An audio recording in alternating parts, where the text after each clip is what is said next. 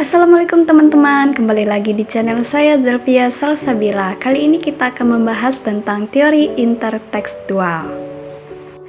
Teori interteks memandang bahwa sebuah teks yang ditulis lebih, kemudian mendasarkan diri pada teks-teks lain yang telah ditulis orang sebelumnya. Tidak ada sebuah teks pun yang sungguh-sungguh mandiri. Prinsip intertekstual adalah hubungan antara satu teks dengan teks lain. Berdasarkan prinsip intertekstual yang dikemukakan Rivater, sajak biasanya baru bermakna penuh dalam hubungannya dengan sajak yang lain, dalam hal persamaannya atau pertentangannya. Pendekatan intertekstual mencakup langkah-langkah berikut. Yang pertama, penyalinan, penyaduran, penerjemahan. Yang kedua, pembacaan berulang-ulang. Yang ketiga, perbandingan dan penilaian teks-teks yang berbeda dengan teks yang lain. Dan yang keempat, pemberian makna terhadap teks-teks yang berbeda.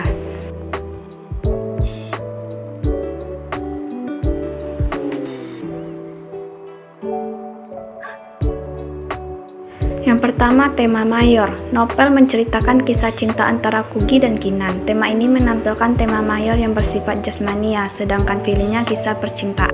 Yang kedua, tema minor organik. Pada novel, kisah persahabatan Noni, Kugy, Eko, dan Keenan, sedangkan dalam filmnya kisah persahabatan antara Noni dan Kugy, Mama Keenan dengan Pak Wayan. Nah, yang kedua, tema minor sosial. Dalam novel, pendidikan Kugy dan teman-teman membuka sekolah alit untuk anak-anak terlantar. Sedangkan filmnya, Kugy membangkitkan semangat anak-anak sekolah alit dan Ludi membangunkan kembali semangat Keenan dalam melukis.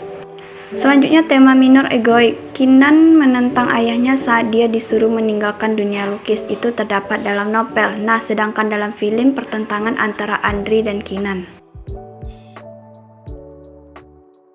Dalam novel, sebagai manusia yang memiliki kehidupan dan masa depan, hendaklah kita menata rencana untuk kehidupan di masa yang akan datang, bukannya terpuruk dan menyerah. Sedangkan dalam filmnya, sebagai manusia yang memiliki kehidupan dan masa depan, hendaklah kita menata rencana untuk kehidupan di masa yang akan datang, bukannya terpuruk dan menyerah. Yang kedua, pada novel, yaitu berpegang teguhlah pada impianmu, sekalipun menurut orang banyak impianmu itu tidak masuk akal. Sedangkan dalam filmnya, berpegang teguhlah pada impianmu, sekalipun menurut orang banyak impianmu itu tidak masuk akal. Yang ketiga, pada novel, yaitu berani mengambil tindakan untuk jalan hidup kita. Ini adalah hidup kita. Kita sendirilah yang paling mengetahui seperti apa yang membuat kita benar-benar bahagia. Nah, sedangkan dalam film juga sama dengan novel. Yang keempat, yaitu berusaha selalu menjadi diri sendiri itu lebih baik. Sedangkan dalam filmnya juga begitu sama. Yang kelima, yaitu jangan memendam apa yang ada di dalam hati sekalipun kondisinya sangat sulit. Dan yang keenam, jangan memaksa kehendak pada orang lain. Yaitu yang ketujuh, setelah dewasa hendaknya kita tidak lagi bergantung pada orang lain. Nah, selanjutnya alur yang terdapat pada novel dan film.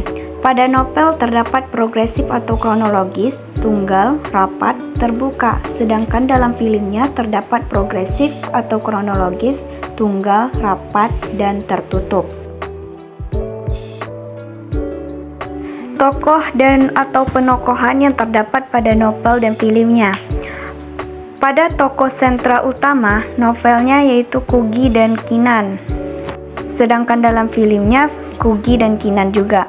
Nah, yang kedua, periperal. Pada novel terdapat Noni, Eko, Joshua, Remigius, Mama, dan Papa Keenan, Pak Wayan, Ludi, Wanda, Karel, Kevin, Keisha, Jurun, Siska, Bimo, Banyu. Sedangkan dalam filmnya juga sama begitu. Nah, yang ketiga, sederhana atau simple. Pada novel terdapat Kugy dan Keenan, sedangkan dalam film juga begitu sama.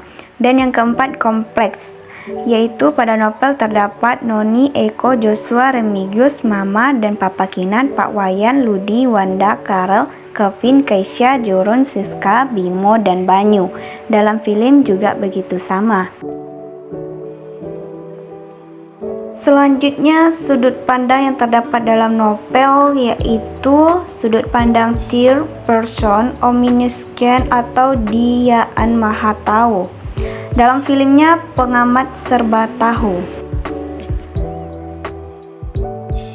Selanjutnya, latar pada novel yaitu Amsterdam, Jakarta, Bandung, Bali. Waktu pada novelnya itu tahun 1999 sampai 2003. Nah, sosial pada novelnya itu sosial bawah, menengah, dan atas.